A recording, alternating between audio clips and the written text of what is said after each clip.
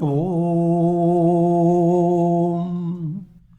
Purnamadaha Purnamidam Purnat Purnamudachyate Purnasya Purnamadaya Purnamevavashishyate Om Shanti Shanti Shanti Om Nilambujasyamalakomalangam Sita Samaropita Vamabhagam Panavu Mahasayaka Charu Chapam Namami Ramam Raghuvanshanatham. Om. Adorations to Lord Rama, whose complexion is like a blue lotus, very tender and delightful in appearance. Sita is seated on his left side, and he is carrying a powerful bow and arrow in his hands. Sri Ramcharitmanas, Ayodhya Kand, and we are in verse number 231. The context in this storyline, Bharata with his all royal associates, family, and lot of soldiers as well, Guru and all, a big party of Bharata, vast, is coming to meet Rama, and that was Bharata's project. And this came in the view of Lakshmana from a distance, informed by people. And Lakshmana showed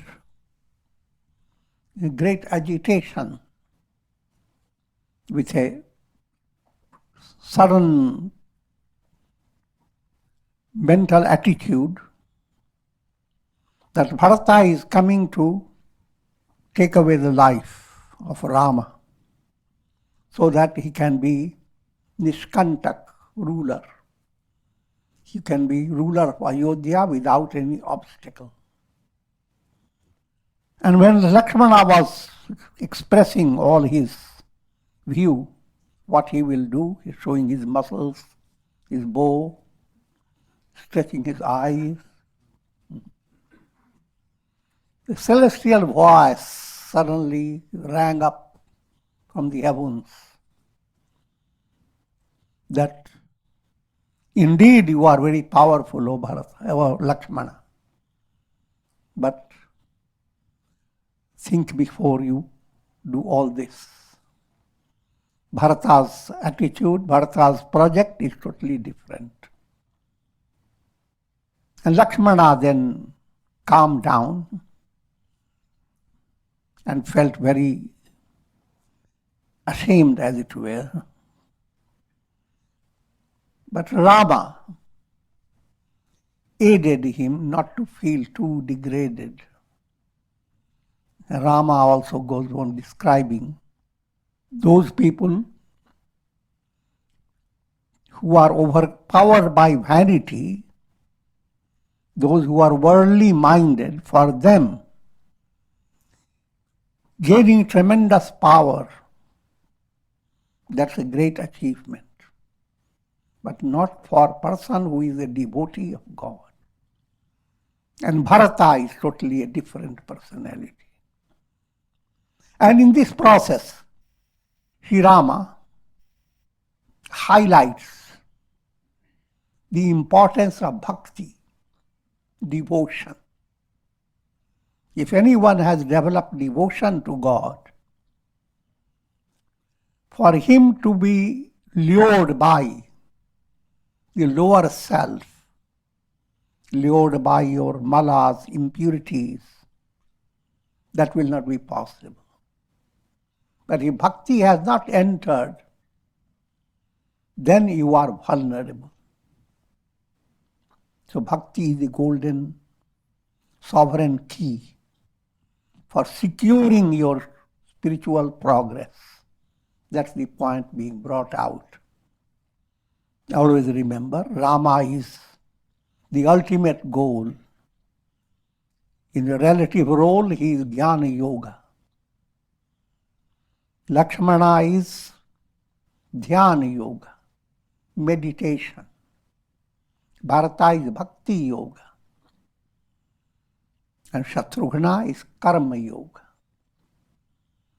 Karma Yoga paves the way to Bhakti.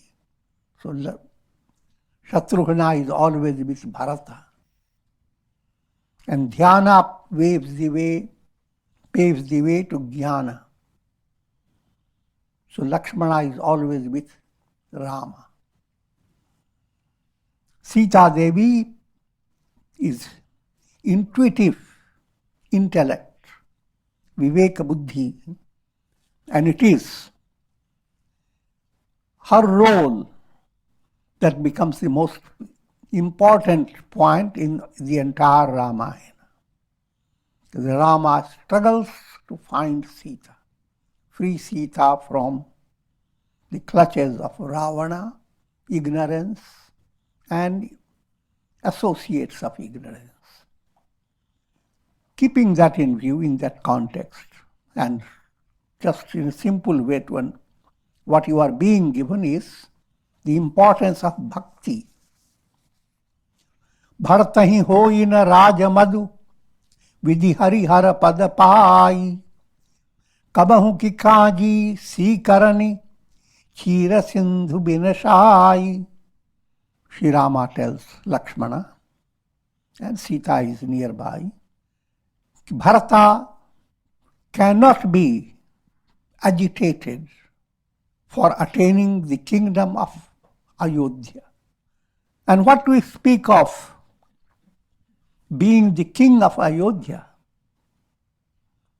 Even if he were to be given the position of Brahma, the creator, Vishnu, the sustainer, and Shiva, the destroyer, he will not choose any one of those. What he chooses is bhakti of Rama. Thereby was given a simple point, but very perplexing for people who study Ramayana or listen to it, that Brahma, Vishnu and Shiva all are being brought in a lower scale than Bharata. A simple point to understand that bhakti, as long as you are being led in your progress, led by relative aspect of Brahman, so long as you are involved with your ego and limitation of your mind, and allow yourself to be guided, led by Brahma, Vishnu and Shiva. Let me simplify it. Your goal is God, not concept of God. Concepts of God, they become your support, called alamban. But alamban, support, is not the goal. You come to a statue of Shiva, Rama, and you feel so much comfortable about it. But to come to a conclusion that God is in that temple and in the form of a particular statue, if you have that conclusion, then you are kiddish. Because then you don't see God anywhere, because He's there. Just giving you a simple way to understand what it means. It doesn't mean that the teaching is discouraging you from go to temple and worship Shiva or Rama statue. It has nothing to do with it. It's wonderful. But from advanced point of view, you have to understand that a beginning, a step, supports are given to you so that you can become more free. And just like I always give the example of swimming. learn swimming, people have to give you a lot of support. Swimming teacher supports you. But if you only enjoy the support of the swimming teacher, you can't get the goal. So this is not a condemnation of the swimming teacher. You don't understand that point. So we are not downgrading Brahma, Vishnu, Shiva. All these are supports. Saguna Sakar, Saguna Nirakar. 3 steps are always there. Saguna Sakar, that's the first and very basic support. God viewed with divine qualities as well as form. Now come to next step. You transcend the form. Your mind goes, you are sitting with the same form, Rama, Krishna, but you are not always looking at the various aspects of the personality. All that your mind is going after. Rama, full of compassion. His glory is shining through the sun. The whole world is inundated by his glory. So when you are doing that, your mind has moved away from the picture of Rama. It's not an insult to Rama. You are giving greater fulfillment to that process. And then, after Sagun Nirakar, you come to Nirgun Nirakar. Nirgun, mind that was so thrilled by holding on to most wonderful concept of God. Now, you move away from that concept and you enter into deeper level. So it is no longer God in a conditioned mind process, no matter how wonderful that concept. The best concept, Satchidananda, Prajnanam Brahma. So all that you can say, put it in a very simple way. The most delightful thing for you when the day has passed is to go to sleep. And then you look into the Google, what does sleep do? And you get the all information. You have become sleep pundits.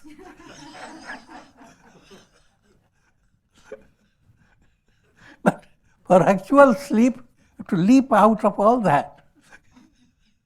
None of those terms have anything to do with you when you go to sleep. So that's what Nirgun Nirakar points to.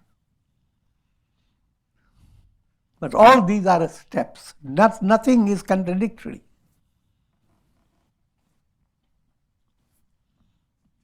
And keeping all that in view, Rama is representing Brahman, the Absolute. Om, Ram, or any Ishta Devata that you have chosen is not limited to Sakar, Sagun Sakar, or Sagun Nirakar, but Nirguna Nirakar, absolute. No mental concepts, no Prakriti-based definition.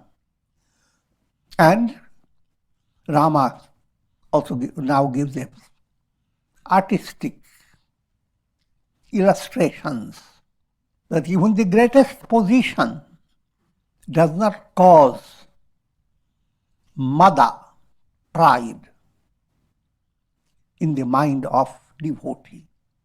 And here, instead of saying devotee, Bharata term has been used. Bharata will not be swollen-headed because he has been given the kingdom of Ayodhya. But what I am leading you to understand, the Sanskrit word is mada for conceit, pride. Devotional movement turns mada into dhamma. Just turn around. Dhamma controlling the mind and senses. Worldly power does not give you dhamma, it gives you mada. And as Upanishad says, all worldly attainment is alpam, little. That divine attainment, union with God, God realization, self-realization, that's infinite, unconditioned. Here, can the ocean, milky ocean, be broken by drops of sour curd? Sour curd causes fermentation in your milk. Milk gets broken into semi-solid stuff and water. But that will not happen. Timir tarun taranihi maku gilai, gaganu maganu maku medhahi milai. How firm is that devotional movement? Darkness. It may be possible. Imagine darkness were to swallow up the sun. If you argue too much, yes, I'll say yes, it can happen. The sky can be gripped by the clouds.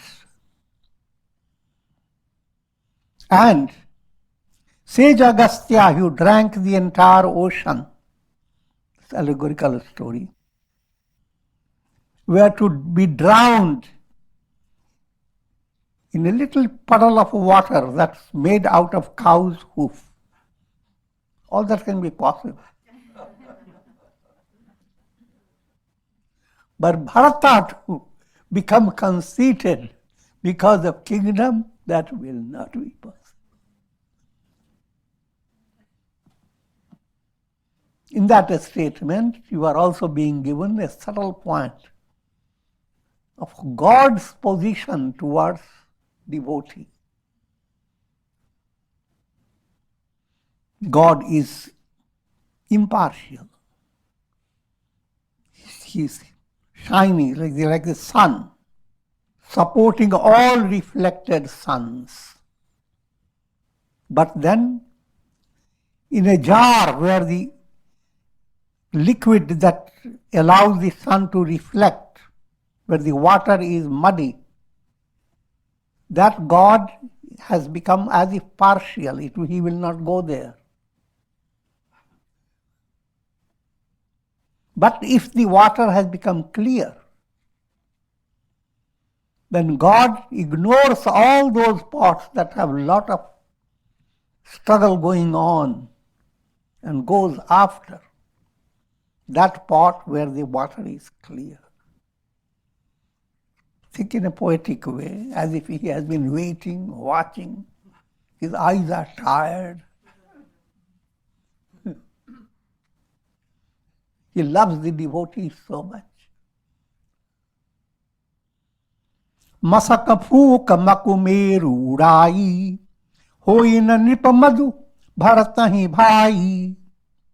And a little mosquito, we have to make a puff. And the entire Himalayan mountain flies away. That can be possible.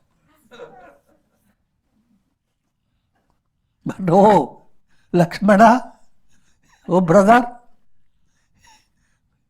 it is not possible for Bharata to come under the temptation of Rajmad, the pride of being the king. It's just the elaboration of the statement, Satyameva Jayate. Truth alone triumphs. Lakhan tumhara sapatha pitu ana, suchisam subandhu nahi bharata samana. O Lakshmana, swearing by your very name and swearing by the name of Father Dasharatha, I say that no one is so pure and so gracious like Bharata. So it's not a person being praised, it's a bhakti devotion.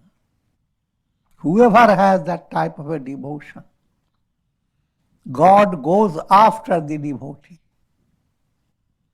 And I have already illustrated how the sun goes after that bucket where the water has become clear. Sagunu khiru avaguna jalu tata milai rachai parpanchu vidhata. This world process is like a mixture of milk and water. Milk is the spiritual nutrition. It's the milk that you receive through the Upanishads. And water, that's what you receive from the world of pleasure. Just plain water that dries up. And everyone faces a mixture of milk and water. Self and not self. But Bharata is like a swan, Hamsa. He takes the milk and separates the water.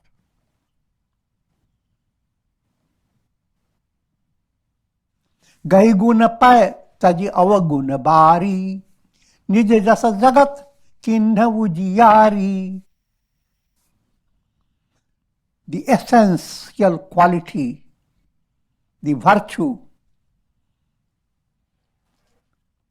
is accepted by Bharata, who is a swan. Swan takes the milk and separates the water. Bharata takes the essential nutrition, bhakti, satsanga, love of Rama, and all the worldly temptations, they are like water. He will not go after that worldly temptation. The same mixture has been presented with everyone.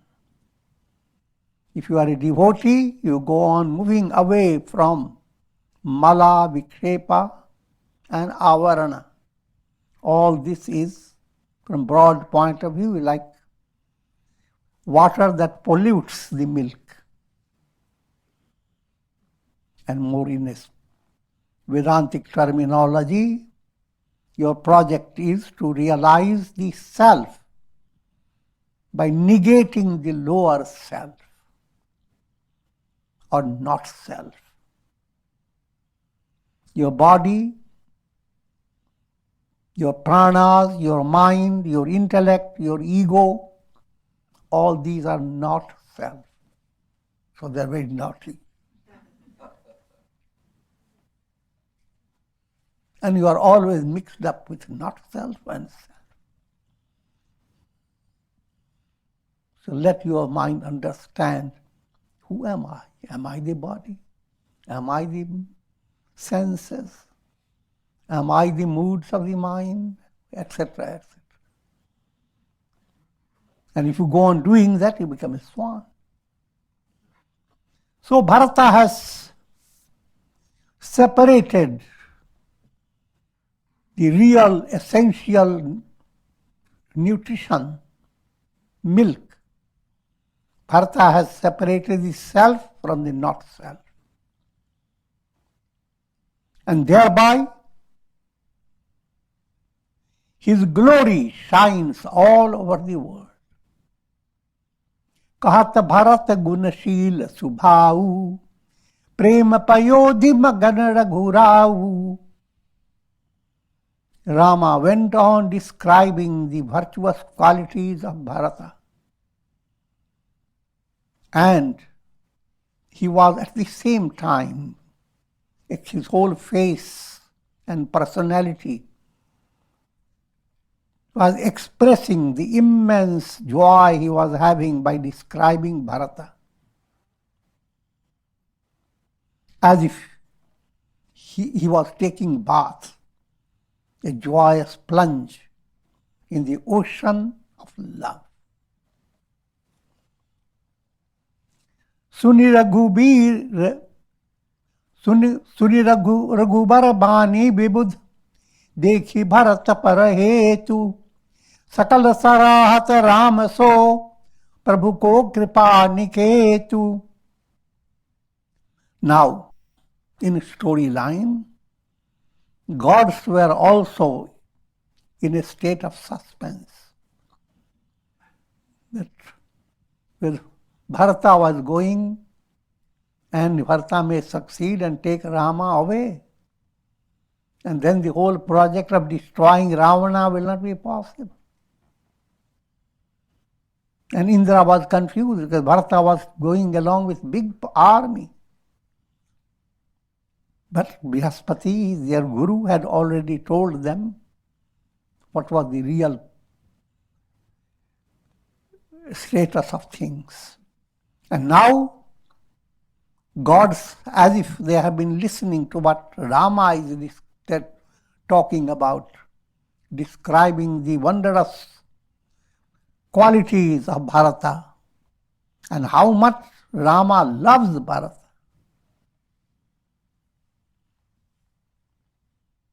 And they all now began to adore Rama. O Rama, who can be more gracious than you?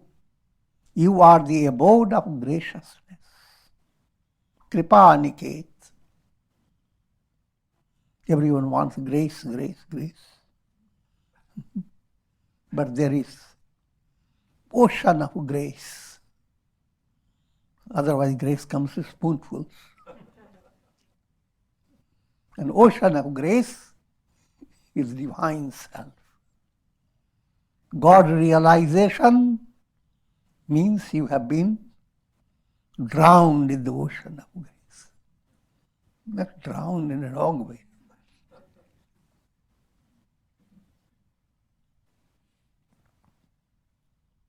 जौन होत जग जन्म भरत को, सकल धर्म धुर धरनि धरत को.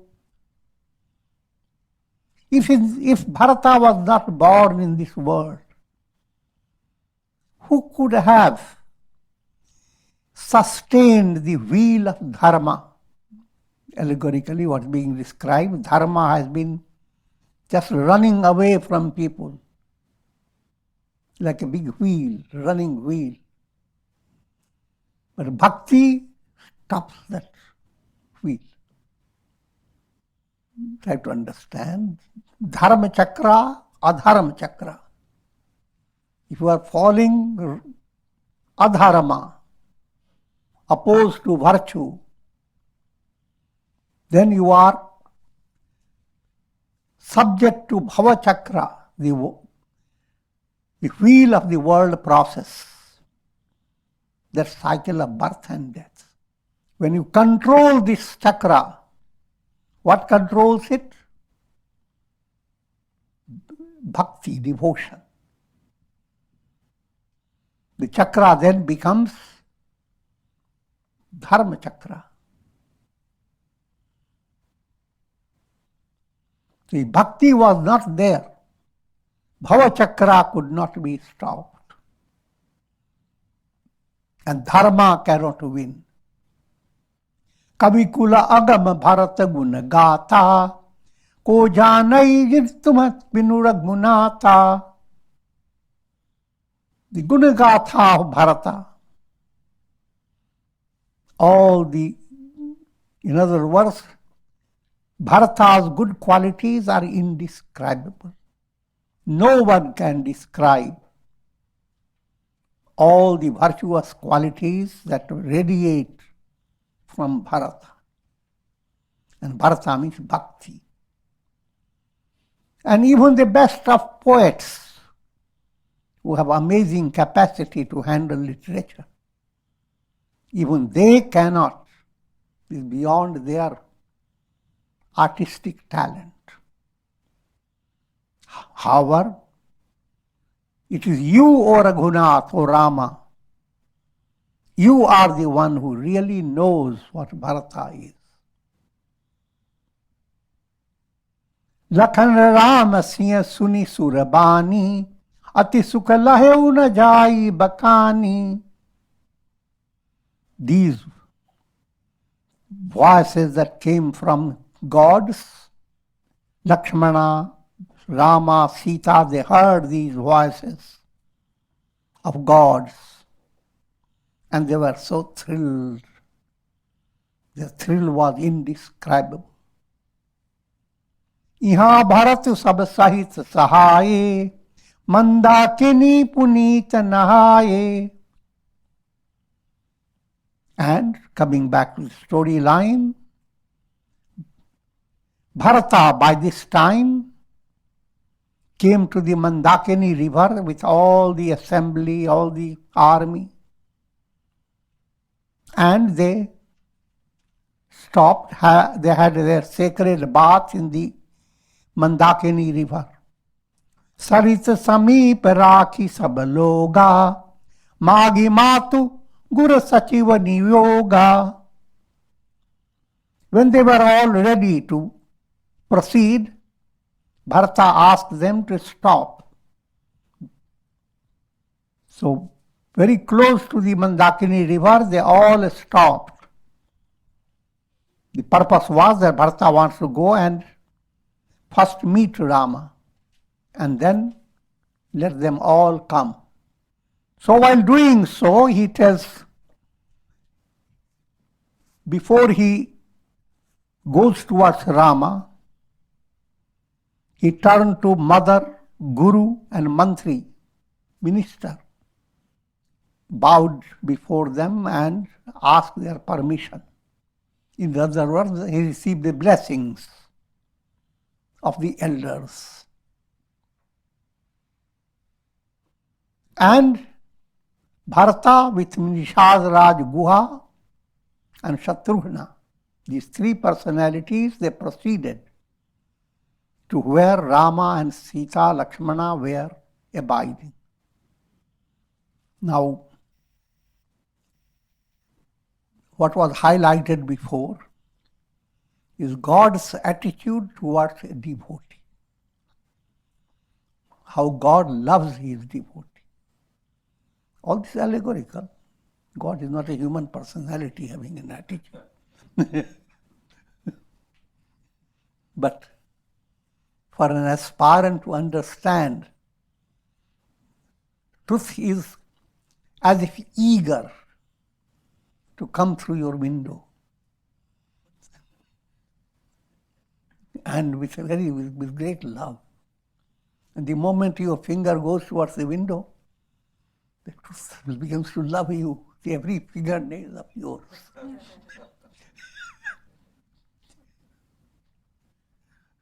So that's the divine state, eager to come to you. That's one allegorical picture. But now what is the way a devotee turns to God? It's both way movement. God turning to devotee, devotee turning. And that point now being brought out by what Bharata is thinking. Samujhi matu kartab sakuchahi, kart kutarak koti ban mahi. Bharata, in his immature state of bhakti, he holds this idea that Kaikeyi has brought about so much suffering for Rama, Lakshmana and Sita. And Kaikeyi has brought all that problem of rulership over Ayodhya. And keeping that in view, his mind is thinking in 1,000 ways, not 1,000 koti, crore. Mathematically is much more than 1,000. It's a million aspects. He sees about himself as an abode of troubles for Rama. And he thinks, Ramu lakhanu siyaj suni mama naun, uthi jani anata jahi tajitaun. The moment Rama, Lakshmana and Sita will hear anybody telling them that Bharata is coming, surely they will get up and go away somewhere, far away. Put it more in a subtle up, another way to understand. A devotee developing devotion to God. You heard the devotion is wonderful. But now you are facing the challenge. I who have studied dry Vedanta. Dry Vedanta is scroll of Kaikeyi. The way Bharata understands Kaikeyi is the understanding of dry Vedanta. Talked a lot about Brahman. But did nothing good. So, will God ever accept me as his devotee? So, a devotee develops that type of mental mind. But that's a part of devotional progress. First stage, to be aware of your limitations. And in that zeal of being aware of your limitation, you come to a conclusion that your limitation is boundless. That's the zeal. You don't calculate, no.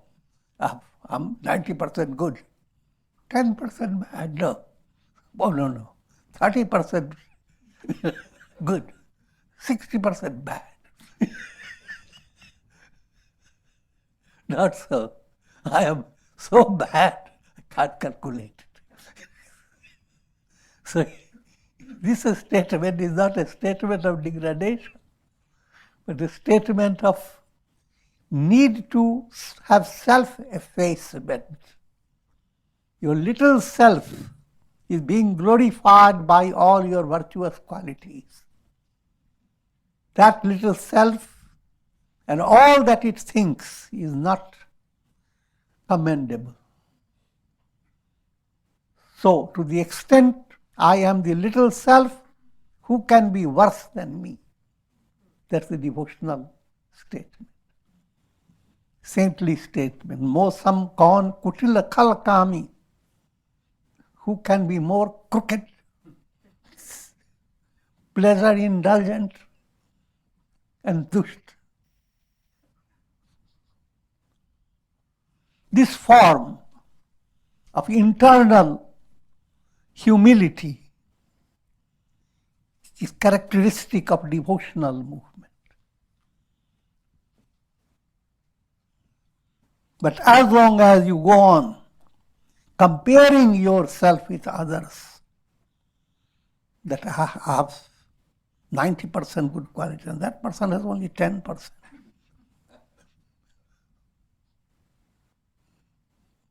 But no, you don't compare at all. You don't look at people and try to match up your own quality with them. All that you think that you have negative qualities and you must go after them. And that's what counts. And how much negative qualities you have, you don't know. And endless. So this type of thinking is not an abnormal psychology. It is supernormal psychology. मातु मते महु मानी मोहि जो कछु करहि सो थोर अगाव गुण छमि आदरहि समुझी आपनी ओर. If he expresses dislike or expresses hatred towards me, or that he is displeased with me, displeasure, whatever displeasure he shows to me is little, because I deserve it more. Or, being so gracious, he may ignore all my sins and negative qualities and give me respect.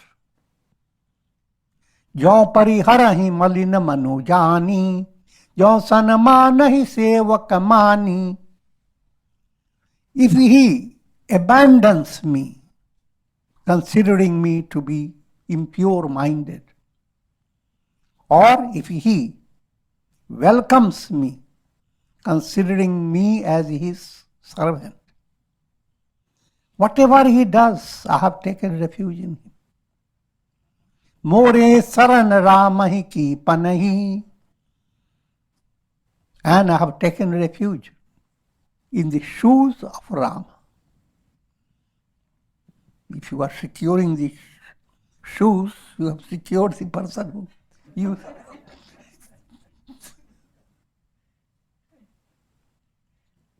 Rama is ever the greatest Lord, greatest Swami. All defects, they belong to the Das. And all really good, no matter how many defects, Rama is the one who will take all the defects, ignore all defects. So, the bhakta doesn't go to God, oh God, I have been so good. You have no choice but to give me siddhi. Instead, I am nothing but all that I am is limited. So all these are subtle points, and you go deeper and study, that gives you a little more source of inspiration. Om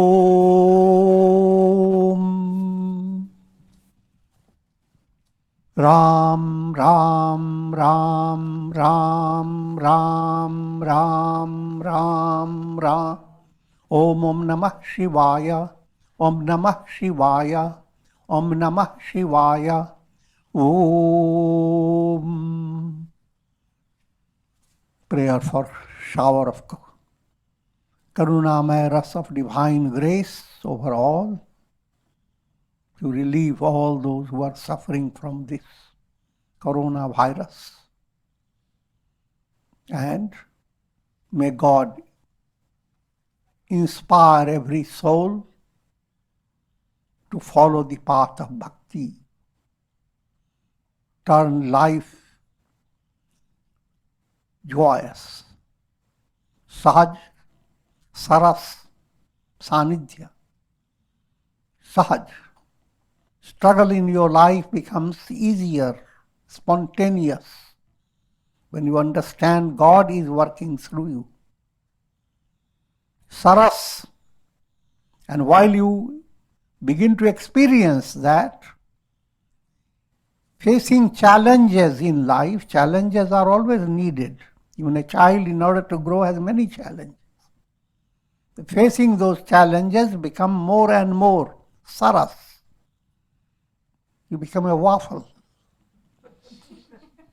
With nectar dripping all over. And finally, Sanidhya. The waffle doesn't stay out. It's easily swallowed up. Swallowed up by whom? A river swallowed up by the ocean. The reflected sun swallowed up by the sun. So that type of liberation, mukti. Om Trayambakam Yajamahe Sugandhim Pushti Vardhanam Urvarukmuva Bandhanan Mrityor Mukhyamamritat Om Sarve Bhavantu Sukhina Sarve Santu Niramaya Sarve Bhadrani Pashyantu Ma Kashchid Dukbhag Bhavet Asato Ma Sadgamaya Tamso Ma Jyotirgamaya Mrityor Ma Mritam Gamaya Om Purnamadah Purnamidam Purnat Purnamudachyate Purnasya Purnamadaya Purnamevavashishyate Om Shanti Shanti Shanti.